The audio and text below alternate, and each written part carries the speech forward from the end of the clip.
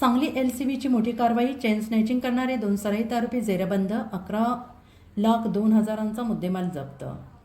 स्थानिक गुन्हे अन्वेषण शाखा सांगली यांनी चेन स्नॅचिंगच्या गुन्ह्यांचा छडा लावत 2 सराईत आरोपींना अटक केलेली आहे. त्यांच्याकडून तब्बल 11,02,500 रुपयांचा मुद्देमाल जप्त करण्यात आलेला आहे. या कारवाईमुळे शिराळा आणि कोकरूड पोलीस ठाण्याच्या हद्दीतील महिलांच्या गळ्यातील सोन्याचे दागिने हिसकावून पळून जाण्याचे 2 गुन्हे उघडकीस आलेले आहेत. अटक करण्यात आलेल्या आरोपींची नावे लक्ष्मण चंद्रकांत चाळके, वय वर्ष 34, राहणार चांदोली, वसाहत आष्टा, तालुका वाळवा, जिल्हा सांगली. अमित नानासाहेब बुधावले, वय वर्ष 27, राहणार शहापूर, इचलकरंजी, तालुका हातकणंगले, जिल्हा कोल्हापूर, राहणार विसापूर, तालुका खटाव, जिल्हा सातारा असे आहेत.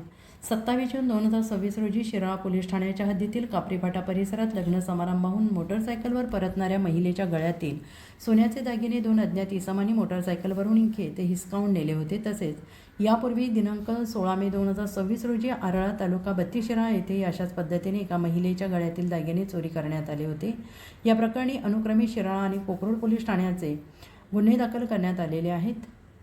या गुन्ह्यांचे गांभीर्य लक्षात घेऊन पोलीस अधीक्षक तुषार दोशी आणि अप्पर पोलीस अधीक्षक कल्पना बारवकर यांच्या मार्गदर्शनाखाली स्थानिक गुन्हे अन्वेषण शाखेला तपासाच्या सूचना देण्यात आल्या. पोलीस निरीक्षक संजीव झाडे यांच्या नेतृत्वाखाली पोलीस उपनिरीक्षक महादेव पवार यांच्या पथकाने CCTV फुटेज, तांत्रिक विश्लेषण आणि गोपनीय माहितीच्या आधारे तपास सुरू केला. दिनांक 8 जुलै रोजी गोपनीय माहितीच्या आधारे आष्टा सांगली मार्गावरील लक्ष्मी फाटा परिसरात सापळा रचण्यात आला. तेथे पल्सर मोटरसायकलवर आलेल्या दोन्ही संशयितांना ताब्यात घेऊन पंचांसमक्ष झडती घेतली असता त्यांच्या ताब्यातून सोन्याचे दागिने मिळून आले. सखोल चौकशीनंतर त्यांनी संबंधित चेन स्नॅचिंगचे गुन्हे केल्याची कबुली दिली.